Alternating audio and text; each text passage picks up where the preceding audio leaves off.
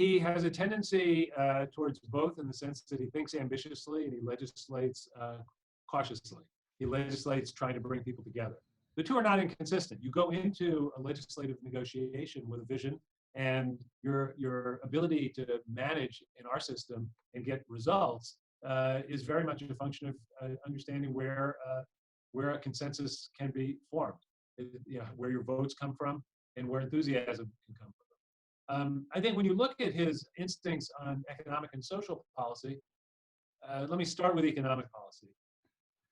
He was always very focused on making sure that we worried about, the bottom to the upper middle, not just the middle to the bottom. His idea of how you build a consensus and how you move the country forward is growing the middle class and worrying about the most disadvantaged, not choosing between them.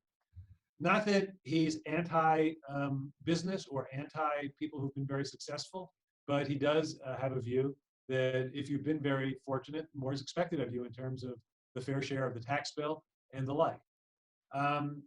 So he could have been expected to want to write a large tax refund check or stimulus check to a broad number of people. And the lack of targeting, which the part of me that strives towards efficient economic policy is somewhat skeptical of, is actually part of how he thinks about doing that. And if you think about the arithmetic of that, if you give $2,000 to somebody earning $100,000, and you give $2,000 to somebody earning $20,000, it's the same amount of money, but it is a bigger percentage of the income of the person at the bottom. It has an inherently progressive aspect to it, but it's also a shared benefit. So in a negotiation, would he be willing to target more? Of course, I think there's room there, and I would expect he would be willing to. But it's not surprising to me that he's drawn to that kind of a policy. On social policy, I watched his evolution and in some ways evolved with him on some of these issues.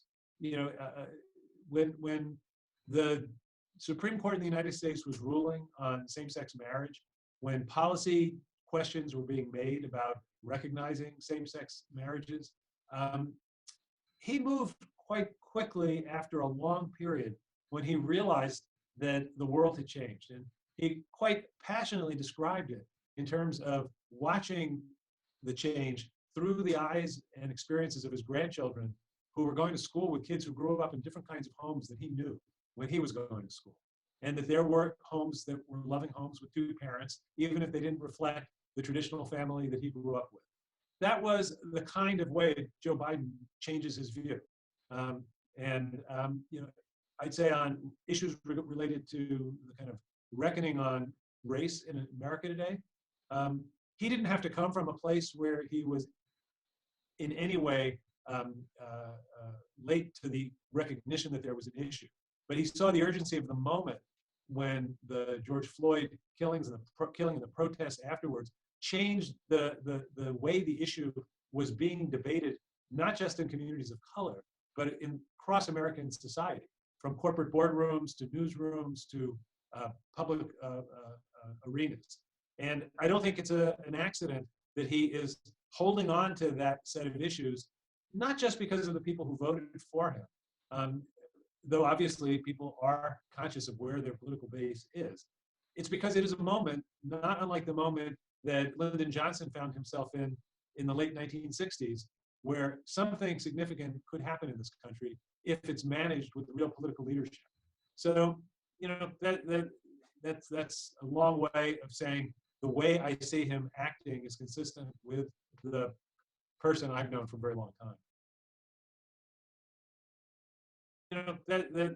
That's a long way of saying the way I see him acting is consistent with the person I've known for a very long time.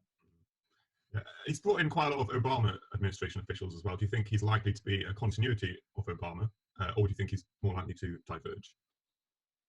I think on many, many issues, 4 years and a reconsideration of where are we today will make a difference in terms of policies. Our economic situation is different. The geopolitical landscape has changed. There are many things that if the same people who were making decisions from 2009 to 2016 were to look at them again, and in some cases that is in fact what is going on, they would see things quite differently just because you have to take a fresh look. I always found, as somebody who was in government, for 3 separate chapters, that one of the benefits of going away and coming back is it frees you to take a fresh look. It frees you not just to look at what did you say on this issue last month or last year, but to say, let's look at it from the facts that we see today and what is the right answer for today. I think the people that he's chosen for the administration who have served in the Obama administration are going to be doing that, whether it's on how does the U.S. Reclaim its place with its alliance partners, to how does the U.S. deal with competitors or adversaries. He's not just going to take a page from January 2017 and go from there. He's going to look at where we are today. And I don't think his values have changed. I don't think the people serving with him, their values have changed. But the situation is different. So on China, for example, they will come up with a policy for China that makes sense in 2021, which is not the same as what you would have come up with in 2013 at the beginning of Obama's second term, or certainly in 2009